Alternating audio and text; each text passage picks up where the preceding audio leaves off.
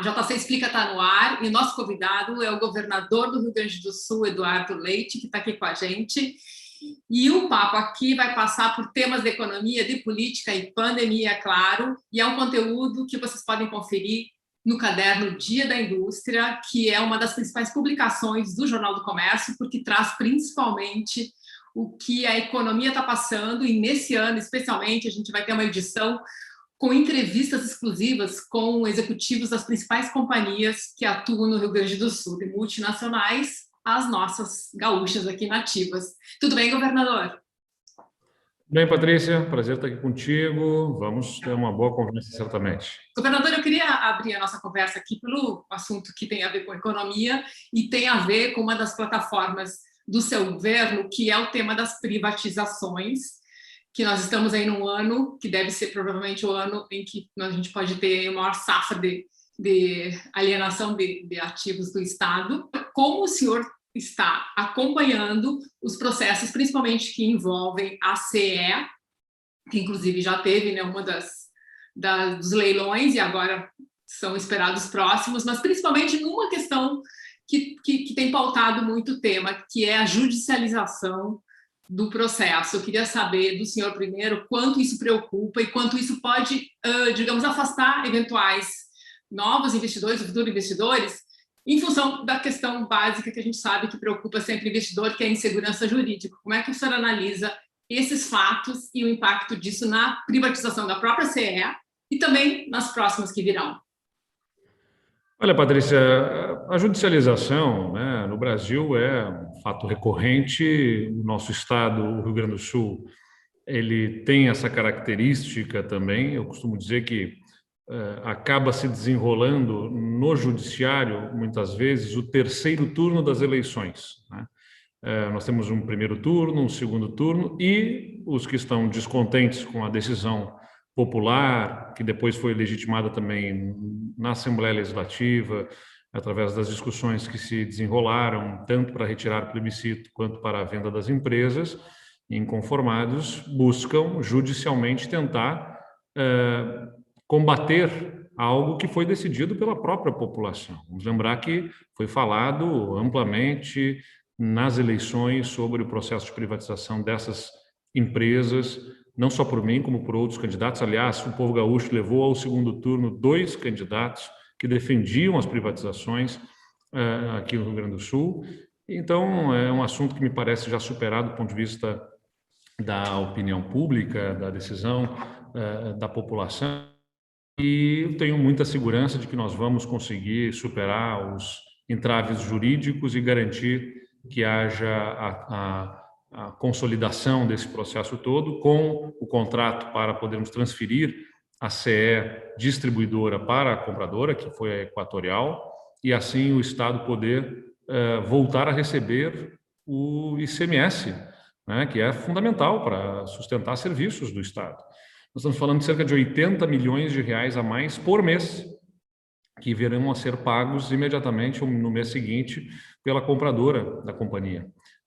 Isso é bastante importante. Além disso, a venda da sede distribuidora e a entrega, né, no contrato, a assunção pela compradora vai permitir que esteja com tranquilidade, possa correr com tranquilidade a venda da CE transmissora, cujo edital já está na rua, para que seja feito o leilão no dia 29 de junho, e depois a CE geradora também. Por quê? Porque elas são, na verdade, 3 companhias sob uma mesma holding, né, que é a CE Par, e o braço da distribuição, que tinha passivos que precisavam ser resolvidos, nós primeiro, então, resolvemos para poder fazer o leilão das seguintes, mas muito seguro de que nós vamos superar. Há argumentos, muitas vezes os argumentos de quem é contrário são levados a um juiz, ou um desembargador, ou mesmo ao ministro do Supremo, fazendo crer,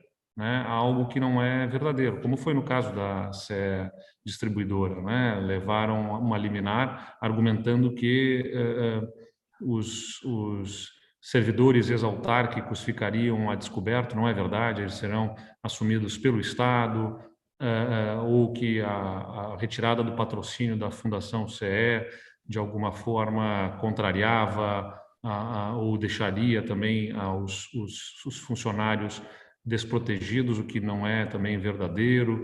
Então, esses assuntos serão resolvidos, eu tenho certeza, no Judiciário, e nós continuaremos esse grande programa de privatizações, que é fundamental para modernizar a nossa economia e viabilizar investimentos importantes nesses setores, e para o Executivo ainda vai viabilizar receitas também bastante importantes. Porque isso que o senhor falou, de que tem certeza que vai ser retirada, né, a liminar agora que atinge a questão da homologação, né, que é o último passo, a transferência para o comprador. Isso o senhor está baseado em que o senhor tem essa certeza? Nós já fizemos os devidos esclarecimentos, não digo certeza, eu digo confiança, né? Confio que será revertida essa liminar e essas decisões recentes, porque o processo foi muito bem estruturado, né? Muito bem organizado, a Procuradoria tem robustos argumentos para poder contornar esses ataques que estão acontecendo no âmbito judicial. O senhor falou que é um processo que foi aprovado nas urnas, porque era, afinal, defendido pelos 2 candidatos finalistas. No caso da Corsã, o senhor não defendia a privatização, pelo menos não era, né, essa linha que o senhor defendia. E o senhor traz a estatal para esse processo, admite que revisa a posição, e eu queria saber do senhor se essa situação o senhor acha que pode alimentar um processo, inclusive de judicialização também? Eu sempre deixei muito clara a minha visão ampla sobre como que o Estado deve atuar em determinados setores. Nunca defendi que o Estado fosse empresário, porque o Estado acaba sendo ineficaz. Tem uma série de leis e de burocracia que é criada para fazer com que o governante de plantão não possa usar para si, e está certo que isso seja assim, né? Uma série de restrições, ou seja, você não pode sair contratando, arriscando contratações de inovações. Isso gera uma limitação também à capacidade de gestão dessas empresas públicas, e elas se tornam pouco eficientes, se tornam muitas vezes deficitárias, incapazes de investir. Seria importante. A estabilidade dos servidores públicos engessa o gasto com pessoal destas empresas, e a população acaba pagando caro e não tendo o serviço prestado. No caso da Corsã, na área do saneamento, nós tínhamos uma situação diferente antes do marco regulatório do saneamento, que acabou de ser promulgado numa nova legislação. Nós temos uma situação complexa aí. O município é o titular dos serviços, né, e o Estado tem uma empresa com quem os municípios, 317 municípios, no caso do Rio Grande do Sul, contrataram por dispensa de licitação, através do chamado contrato de programa, para a prestação de um serviço que é do município. O município poderia ter ele, a sua autarquia, o seu departamento, a sua empresa, seja o que fosse, ou podia, inclusive, o município fazer ele a concessão para uma empresa privada. Mas não, esses 317 municípios optaram por contratar por dispensa de licitação com uma empresa estatal. Com a legislação que se tinha até então, a privatização da Corsã não estava dentro das possibilidades, porque se abriria uma discussão sobre a validade desses contratos que foram feitos por dispensa de licitação, porque a empresa era estatal. Se ela deixou de ser estatal, os contratos poderiam vir a cair. O marco regulatório de saneamento trouxe 2 novidades. O primeiro, de que esses contratos de programa são convalidados, né, se houver a privatização da companhia. Eles não caem, dá a segurança de que a privatização não derruba esses contratos. Mas o segundo, que é o problema especialmente para o Estado, é a obrigatoriedade de, até 2033, ter a universalização de serviços de esgotamento sanitário. A Corsã não tem qualquer capacidade de fazer essa universalização pelos seus próprios recursos, o Estado não tem capacidade de investimento, e o que viria a acontecer pelo não cumprimento, o que virá a acontecer, na minha visão, muito claramente, por não cumprimento do que a lei determina, os municípios poderiam vir, ao longo dos próximos 10, 12 anos, começar a romper contratos com a Corsã por conta de não cumprimento das metas estabelecidas na própria legislação, além dos contratos que a própria Corsã mantém com os municípios, que muitas vezes ela não consegue cumprir. E com esses rompimentos de contratos, nós estaríamos verificando a Corsã se tornar, ao longo da próxima década, uma nova CE, em que ela transformar numa empresa com enormes problemas, perdendo contratos e ficaria todo o passivo para o Estado. As prefeituras deixariam, os municípios deixariam de ser atendidos regularmente e o próprio Estado veria uma empresa nas suas mãos de saneamento que não faz saneamento porque não teria mais contratos. Então, uma situação que se impõe, a da Corsã, para que a gente possa avançar em termos de saneamento básico, com a capacidade de investimento, com a agilidade que vem do setor privado, salientando que não se trata de simplesmente passar para uma empresa privada fazer o que ela quer, porque é um setor que é regulado, que é para o que são feitos contratos de concessão com obrigações de investimentos. Então, isso assegura que haja o atendimento do interesse da sociedade, tanto quanto na energia elétrica, no gás, em outros setores. Você está falando na telefonia, tem regulação, tem obrigatoriedade de cumprimento de metas e a fiscalização sobre o cumprimento dessas metas. E eu tenho também a confiança de que vai prosperar, como já prosperou em primeira votação, a PEC, e aí, em seguida, nas semanas seguintes, nós estaremos enviando o projeto de lei na expectativa de que ele possa ser votado, né, e consolidada esta autorização ainda dentro deste primeiro semestre, antes do recesso parlamentar. O leilão, a venda em outubro, é uma meta bastante ambiciosa, possível, né, mas é bastante ousada. Eu diria que até o início do próximo ano nós teríamos a consolidação, né, a finalização desse processo, e o que nós estamos trabalhando, né, a lógica sobre a qual estamos trabalhando, é de uma venda de ações com a entrega do controle para o setor privado, mas até 70%, em princípio, né, isso está sendo modelado, seria de ações vendidas para o setor privado. O Estado permaneceria com uma posição, com 30% das ações como um acionista de referência, inclusive tendo assento em conselho, né, dentro da dinâmica da governança da empresa, e ajudando a interferir nos destinos aí dos investimentos que virão por conta dessa mudança societária da Corsã. O recurso da captação, né, da venda das ações, qual vai ser o destino dele? Parte dele, né, também tudo esse é um processo que está sendo ainda construído e estruturado, mas parte dele deve ser na venda primária, né, das ações, uma oferta primária das ações, para a própria empresa, para viabilizar investimentos em saneamento. A outra parte, que são ações do Estado, né, do atual controlador, serão utilizados para promover investimentos no Estado do Rio Grande do Sul. Você já tem, assim, dá para a gente falar alguma coisa, até porque as pessoas sempre, né, vendem, mas e o dinheiro, pelo nosso passado, é um dinheiro que acabou se perdendo, né? Nesse sentido, acho que no sentido da aplicação dele, né?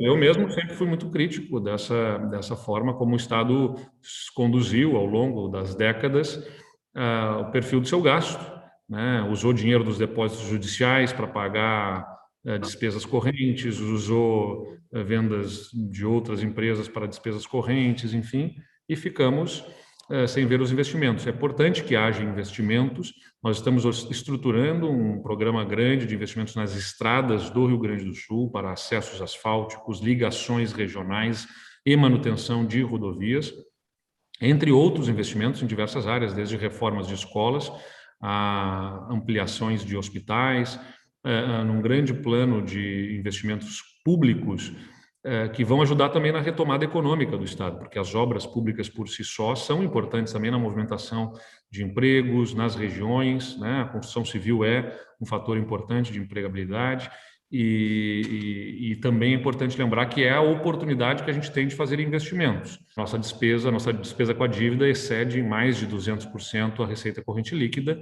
e isso nos impede e vai nos impedir ao longo de muitos anos. O Rio Grande do Sul tem uma dívida monumental com a União. Infelizmente, isso ainda vai significar por longos anos um impedimento para contratar financiamentos, e aí a oportunidade para investimentos em infraestrutura, que são estratégicos para que o Estado se desenvolva, possa reduzir custos logísticos e assim se tornar mais atraente para investimentos privados, a oportunidade é através da venda de ativos, que tem que ser muito bem canalizada para investimentos em redução de custos logísticos, na nossa visão, para o Estado poder gerar outros investimentos privados aqui, emprego, renda, né, movimentação da economia. A gente está Esse estruturando... programa, quando o governador que o senhor pretende lançar, e ele depende da efetivação dessas vendas, eu queria saber se também inclui Sulgás, só para a gente ter aí o portfólio, né, do que vai ser essa fonte de recursos. É importante lembrar, né, Patrícia, que nós temos no final deste ano de 2021 ainda uma despesa para a qual nós temos que gerar receita, que é o 13º dos servidores. Nós colocamos o salário dos servidores, o 13º ainda é algo que o Estado não tem conseguido honrar da forma correta. Ele abre a possibilidade de financiamentos, indeniza os servidores, mas ao longo dos últimos 7 anos em que se fez necessário esse tipo de ação, né? Ou seja, de o servidor ter que se financiar no banco do seu 13º e o Estado remunera, foram em torno de 800 milhões de reais que o Estado gastou em juros pagos aos servidores ou ao banco, né, por conta dos empréstimos que os servidores tiveram que fazer. Ao longo dos 7 anos, cerca de 800 milhões de reais que foram drenados das contas do Estado para pagar juros. Então, pagar o salário dos servidores, inclusive desse 13º, no final do ano, sem precisar de empréstimo, significa abrir espaço para o Estado parar de gastar este dinheiro com encargos financeiros ao longo dos próximos anos. Então, parte, né, da receita extraordinária que o Estado deve ter será, sim, para a regularização deste pagamento como forma de evitar custos maiores aí para o Estado ao longo dos próximos anos. Parte das receitas das privatizações, elas terão que servir a implemento desta obrigação. Pode usar o governador diretamente? O que é feito é o seguinte: você tem isso é para quitar passivos, né? Não faltam aqueles passivos a que o Estado tem que honrar para abrir espaço para cumprir com esta obrigação, né? Então, não é o dinheiro entrar diretamente ali, mas o recurso que vem das privatizações ajuda o Estado a abrir condição para honrar o 13º dos servidores. Não é um capricho, não é um privilégio, não é nada mais do que o Estado honrar uma obrigação que há 7 anos ele não consegue honrar, e onde ele já gastou mais de 800 milhões de reais em juros em função do não cumprimento. Então, vejam bem, o Estado investe cerca de 150 milhões de reais por ano em estradas. No ano que vem, este 1,5 bilhão de reais, mais os juros, não serão demandados das nossas receitas, né? Com as receitas do ano que vem, porque o que acontece? A gente teria que usar, como todos os anos o Estado fez, no ano subsequente, receitas do ano subsequente para pagar as despesas do ano anterior que deveriam ter sido quitadas, né, com as receitas do ano anterior. Então, a gente livra da despesa do ano seguinte, 2022, esse 1,5 bilhão mais os juros. Então, é importante fazer isso, o que vai significar também em 2022 mais espaço para investimentos por parte do Estado. Então, depende de venda do estatal para pagar o 13º e depende de pagando o 13º, consegue se reativar investimentos. É isso. Dependendo justamente, né, do sucesso das vendas e do ágio obtido nas vendas, o Estado terá a sua capacidade de investimentos aumentada. E esse programa, a ideia é o quê? Lançar ele no começo de 2022 para poder justamente ter o último ano do seu governo aí com essa operação? Antes mesmo disso, né? Nós estamos já finalizando os projetos prioritários que deverão receber os investimentos, e a gente tem uma expectativa agora no mês de junho de poder anunciar oficialmente um amplo programa de investimentos por parte do Estado em obras de infraestrutura. Tem um nome já, governador, esse programa? Ainda não tem o nome. Quer dizer, em termos de valor, assim, tem uma estimativa aí só para a gente ter um número assim? Nós vamos multiplicar em muitas vezes a capacidade de investimentos do Estado nas estradas. Nós já temos uma projeção com uma dose de segurança do que deve ser, né, as receitas que o Estado vai ter por conta do valor, né, apurado sobre o qual as empresas devem ser vendidas, né? Bom, alguns deles já conhecidos, da CET, que já está com o edital na rua, e no caso das outras ainda não apurado, mas com algumas estimativas. E então nós já fomos desenvolvendo planos, né, para esses investimentos com o que nós esperamos ter de receita, e temos uma boa dose de segurança para fazer esse lançamento agora em junho de parte desse plano de investimentos, né, que Daí já depois executa, já começa esse ano a executar, governador? Sim, começa a executar esse ano. Tá. Nós devemos já aumentar o aporte para obras de infraestrutura já a partir do próprio mês de junho. E quanto? Dá para a gente falar alguma coisa? Valores? Vamos poder dizer logo em seguida. Tá. Porque estradas têm as concessões, são duas Falando coisas, uma fora as coisa não elimina a concessões. outra. Uhum. Não, fora as concessões. Nós estamos falando. As concessões também, evidentemente, integram o programa de investimentos, só que havia investimento liderado pelo governo, mas feito pela iniciativa privada, sob a liderança do governo. As concessões também agora devem vir para as audiências públicas a partir do mês de junho, e os editais devem ser lançados aí no segundo semestre, com os leilões acontecendo até dezembro deste ano em princípio, 3 lotes de rodovias, né? 3 lotes de concessões de rodovias que totalizam 1.100 quilômetros, são cerca de 400 quilômetros em cada um desses lotes, e também vão viabilizar bilhões de reais em investimentos em obras no estado ao longo dos próximos anos. O senhor espera lançar o maior programa de investimento público? Essa é a ideia, olhando... Mas, sem dúvida, o Estado assistirá ao longo desses próximos anos os maiores volumes de investimentos públicos e na parceria, e como disse, né, liderado pelo governo, não deixa de ser também um investimento dentro dessa parceria público-privada, dentro de um programa de concessões, bilionário, que vai duplicar rodovias do estado do Rio Grande do Sul, boa parte dos trechos dentro dos próximos 5 anos, né, boa parte dos trechos estão previstos para a duplicação ao longo dos próximos 5 anos, movimentando a nossa economia, tanto do ponto de vista das obras propriamente ditas, quanto do ponto de vista do que esses investimentos vão viabilizar de ânimo para que outros investidores privados se instalem nessas regiões que vão ser beneficiadas, né, e que vão ter custos de logística reduzidos. Governador, agora tem várias questões que eu vou passar muito rápido, que é inevitável. Banrisul vai ter o plebiscito, libera, né, porque ele está no conjunto das estatais que exige plebiscito. O senhor já disse que não quer vender, não vai vender Banrisul. O próximo governo vai ter que colocar isso na pauta, só para ter uma posição cravada do senhor sobre isso. Eu não farei a venda do Banrisul. Não houve mudança de contexto para a venda do Banrisul. Eu sempre disse que cada governo enfrenta os desafios do seu tempo. Os desafios do meu tempo envolveram e envolvem a reforma nas carreiras dos servidores, as privatizações de companhias, especialmente as que operam sob regime de concessão de serviços públicos e que precisavam ser encaminhadas soluções, como no caso da Companhia de Energia Elétrica, na Companhia de Gás e agora a Companhia de Saneamento, dentro de uma nova lógica regulatória. O Banrisul parece, né, que o cenário do mercado financeiro, do mercado bancário, do sistema bancário, vai impor para o Estado essa discussão no futuro, mas não acontecerá sob este governo, porque nós sabemos também da limitação. Sim, tem que discutir.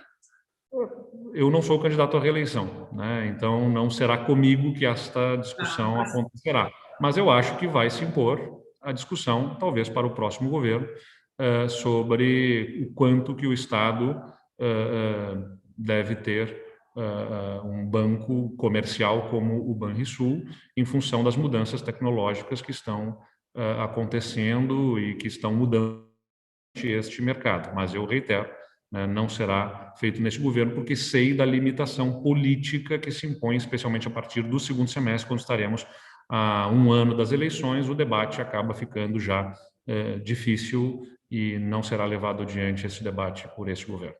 Regime de recuperação fiscal, governador, assina esse ano, afinal, quando, que é um tema que, né, acho que as pessoas já nem entendem mais o que é, mas nem que pé que tá, mas só para saber, o senhor acha que realmente assine, só rapidamente, o que vai significar aí nessa perspectiva, né, de investimento do lado que o senhor quer, e principalmente a questão né, das finanças. O regime de recuperação fiscal, a expectativa é assinar dentro deste ano. Houve a mudança na legislação no final do ano passado, ampliando para 9 anos mais um, né, de adesão, enfim, então totalizando até 10 anos do regime de recuperação fiscal, uma mudança em pré-requisitos para assinatura e uma mudança, aliás, e um recente decreto que regulamenta o regime de recuperação fiscal. Então, nós estamos dentro do processo da negociação com a expectativa de poder assinar dentro deste ano. É importante, né, que o Estado fique atento, porque de recuperação fiscal não é a pura e simples solução dos problemas do Estado. Na verdade, em parte, ele é o início de um outro problema, é a administração do problema. Hoje nós estamos sob uma liminar que suspende o pagamento da dívida. Na assinatura do regime de recuperação fiscal, o Estado, como devedor, se compromete com o seu credor de começar, então, né, dentro de um plano de recuperação fiscal, de fazer uma série de ações para o ajuste das suas contas e, enquanto isso, paralelamente, vai retomando o pagamento das parcelas da dívida. E ao longo da próxima década, então, o Estado vai ter a cada ano, né, um acréscimo de valores, de compromissos a serem honrados, pagos com o seu devedor, com o seu credor, né, devedor para com o credor. Então, o Estado vai ter que continuar comprometido com medidas estruturantes, com medidas de ajuste para impulsionar a sua capacidade de, a cada ano, arcar com uma parcela a mais dessa dívida que hoje não está sendo paga. E, além disso, é importante lembrar outros desafios que nós temos, como o pagamento dos precatórios. O Estado tem 15 bilhões de reais de estoque em precatórios, por aí, eu não tenho o número exato comigo, mas em torno de 15 bilhões de reais. E a legislação foi alterada, a Constituição foi alterada, estabelecendo o prazo de até 2029 para que os estados quitem esses seus estoques de precatórios. Isso vai exigir que o Estado desenvolva um plano de pagamento desses precatórios. Nós estamos buscando formular isso para que se estabeleça, então, esta regularidade de pagamentos até 2029, que vai exigir aumento de aportes para pagamento de precatórios também. Então, vejam que os desafios do Estado... Não vai ter que usar parte do dinheiro de venda do estatal também para isso, governador? Ou dá para separar as caixinhas e conseguir tocar as duas coisas? Isso tudo vai depender também de desempenho da economia, o próprio ágio que vai haver, como eu disse, nas vendas. Isso, como nós estamos ainda com incerteza sobre as receitas, né? O desempenho da economia incerto, o quanto que haverá de sucesso e o momento nas vendas das estatais, mas é também alvo da análise da alocação dos recursos, liberar o Estado do pagamento daquilo que é mais caro, né? de despesas que acabam sendo mais caras. Na verdade, no passado, o Estado perdeu a oportunidade de fazer o que o Rio de Janeiro fez, por exemplo. Poderia ter usado os depósitos judiciais, que foram usados no Rio de Janeiro para o pagamento da dívida com precatórios. Foi um movimento inteligente que o Estado do Rio de Janeiro fez, e hoje o Estado do Rio não tem uma dívida de precatórios, por exemplo, para ter que honrar, porque usou parte dos recursos dos depósitos judiciais. O Rio Grande do Sul poderia ter feito o mesmo, mas, na verdade, acabou usando os depósitos judiciais em anos mais recentes, simplesmente para pagar as despesas correntes, e perdemos a oportunidade de usar aquelas receitas para livrar o Estado. Na verdade, não são receitas, né, porque também se constitui ali uma dívida, mas uma dívida de melhor condição de administração do que a dos precatórios, que o Estado tem a obrigação de quitar num curto espaço de tempo, dado o volume que tem de estoque. O Fundopem, com, né, mudanças que vem aí, né, foi aprovado, qual é o impacto que isso vai ter no sentido do que o senhor falou, né, de realmente o Estado conseguir atrair investimento, ou né, a gente vê que tem movimentações, né, já pós-pandemia. Eu queria só rapidamente, se o senhor acha que efetivamente esse ajuste ele permite isso, ou se também tem que ser mais arrojado em outras medidas, por exemplo, para trazer indústria inovadora, né? Olha, Patrícia, na verdade é o seguinte, nada sozinho traz empresas, né? Não é o Fundopem, não é qualquer benefício fiscal individualmente, não é, acabamos de falar de estradas, não é a estrada sozinha que traz, é o conjunto da obra, né? Então a gente está trabalhando nas diversas frentes. Um Estado que esteja equilibrado e que consegue promover redução de carga tributária ajuda. Nós estamos fazendo isso. Se não é no volume que se deseja, já foi um movimento inicial e que nós pretendemos dar continuidade no ajuste do nosso sistema tributário. Acabamos com a DIFAL, reduzimos as alíquotas internas, a alíquota básica teve já uma queda de 0,5 ponto percentual, deve cair no ano que vem para os 17%. As estradas vão receber investimentos, vão ter concessões e, junto disso, uma revisão da burocracia do Estado. A gente tem um comitê de desburocratização, faz análises de processos, tem nos ajudado a eliminar decretos que se revelam obsoletos. Fizemos a reforma do nosso Código de Meio Ambiente para conseguir dar celeridade sem descuidar do meio ambiente, uma celeridade no licenciamento ambiental. E o Fundopem agora vem nessa mesma esteira, né? Nesse mesmo caminho, buscando reduzir a burocracia para aquelas empresas que buscam este apoio do Estado através desta ferramenta. Então, se fez uma ampla análise das etapas do processo todo para eliminar parte dessas etapas e conseguir dar mais celeridade na aprovação do Fundopem para as empresas. Então, esse conjunto da obra que a gente espera que possa fazer o Estado do Rio Grande do Sul conquistar uma posição mais destacada nacionalmente como um Estado acolhedor aos investidores e menos hostil aos investidores, né? Então, reforma tributária, o senhor volta com um projeto igual, aí só queria saber... Reforma tributária é um tema que se impõe, não necessariamente será a mesma coisa que nós apresentamos no ano passado, a gente entende também as limitações de debates, o ano passado no contexto da pandemia para se discutir alterações de estrutura tributária, mas ela era necessária a discussão para nós. Tivemos, então, parte da reforma aprovada. É importante lembrar que o que se aprovou no final do ano passado não foi mera prorrogação de alíquotas, houve parte de prorrogação de alíquotas, fim da DIFAL, redução das alíquotas internas, como eu falei, uma série de outras medidas de simplificação do nosso sistema tributário, medidas importantes para alavancar a receita, na facilitação da vida do contribuinte também. Aliás, inclusive, programas importantes como o de conformidade fiscal, nos conformes, para permitir que o Estado faça ajuste, né, contratos com em setores, empresas, para garantir segurança jurídica na forma como é cobrado o tributo delas. Isso também ajuda a trazer investimentos para o Estado. Então, teve uma série ali de medidas, aliás, outras que ajudaram também com nossos incentivos a e-commerce, que já promoveram a vinda da Amazon, que também estão nos permitindo a discussão de outras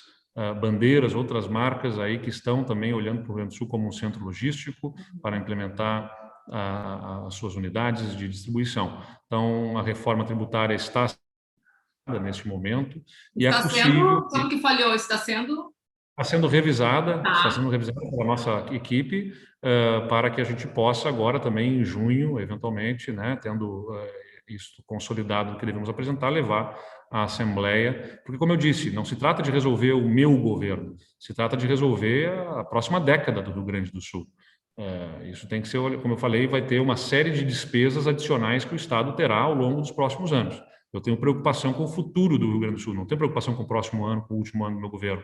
Tenho uma preocupação com a sustentabilidade fiscal do Estado dentro de um quadro de recuperação fiscal que vai exigir capacidade de financeira para honrar com uma série de compromissos que o Estado está buscando, né, dar condições para serem honrados. Então, isso é importante estar no horizonte da decisão para todos. É importante lembrar que governo Rigoto teve alíquotas extraordinárias, o governo Ieda tentou ter alíquotas extraordinárias e só prescindiu dessas alíquotas extraordinárias porque havia crescimento econômico forte naquele período e havia, além disso, outras receitas extraordinárias que foram viabilizadas ali, como o IPO do Banrisul. Depois Tarso se socorreu nos depósitos judiciais para pagar as contas do Estado, depois o governo Sartori precisou das receitas extraordinárias, nós precisamos, ou seja, as receitas extraordinárias não são tão extraordinárias assim, as alíquotas extraordinárias não são tão extraordinárias assim, elas se revelaram a regra no Estado, o Estado precisa desse dinheiro, precisa menos agora, é verdade, por conta das reformas que nós fizemos, mas continua precisando da receita suficiente para poder ter as suas finanças equilibradas. Só para a gente fechar, mas não é nem pergunta, é mais um comentário. O senhor já... Quando é que o senhor vai no Cais Embarcadero? Quer dizer, andar lá pela essa nova área de lazer? Fiz uma visita lá, o pessoal me convidou e cheguei a jantar lá, inclusive. Muito lindo, muito bacana, estou muito entusiasmado, um dos projetos que eu quero muito tirar do papel, estou engajado, é garantir a concessão e o projeto da parceria público-privada para toda aquela área, porque aquilo ali é uma alavanca não só para Porto Alegre, mas para o estado todo, como você falou.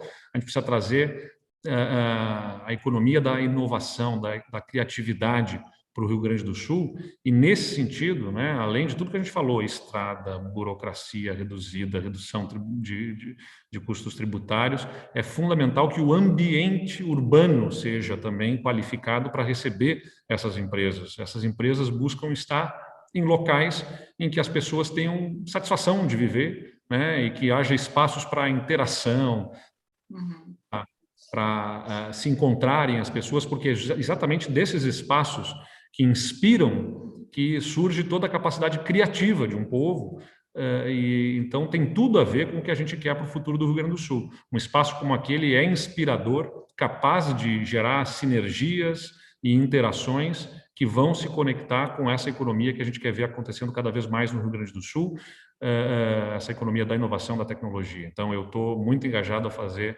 acontecer esse projeto de todo o cais aqui do antigo Porto de Porto Alegre. Eu espero que a inspiração seja o Porto de São Francisco, que eu acho que seria... Tem bastante a ver. Tem várias inspirações, né? Desde o Puerto Madeiro ao Brooklyn Bridge Park, a outros espaços. Você falou de São Francisco, tem, num caso nacional, o Porto Digital de Recife. O importante né? Nós temos aqui um privilégio aí de uma área qualificado, um centro histórico muito bonito, o pôr do sol do Guaíba, evidentemente. Temos a concessão do parque também do Delta do Jacuí, onde a Ilha da Pólvora, que fica bem na frente do cais ali também, vai ser concedido para a iniciativa privada. Então, está tudo inserido dentro de um contexto de qualificação que prometem alavancar turismo, né, e a economia como um todo a partir de espaços de cocriação, de coworkings e espaços para, quem sabe, incubadoras. Enfim, esse projeto vai sendo modelado, mas ele está muito voltado aí a ser um espaço de inspiração para a melhor criatividade aí da população gaúcha e daqueles que vêm morar aqui e que a gente quer reter aqui, né? O Estado atrai muitos talentos que se formam nas nossas universidades, mas que acabam depois deixando o Estado. E a gente quer convencer esse pessoal todo a ficar aqui, empreender aqui, né, e gerar riqueza aqui. Legal, então tá. Muito bem, muito obrigada, porque eu acho que a gente conseguiu vencer pelo menos 99% dos assuntos. Esse conteúdo está no site também, faz parte do Dia da Indústria de 2021, um caderno bem importante aí, um dos mais assim, referenciais da produção do nosso conteúdo no ano. Vamos ver se todas essas coisas vão acabar acontecendo dentro do prazo que o senhor imagina. Muito obrigada. Muito animados. Valeu, obrigado pela oportunidade, um abraço a todos. Até mais.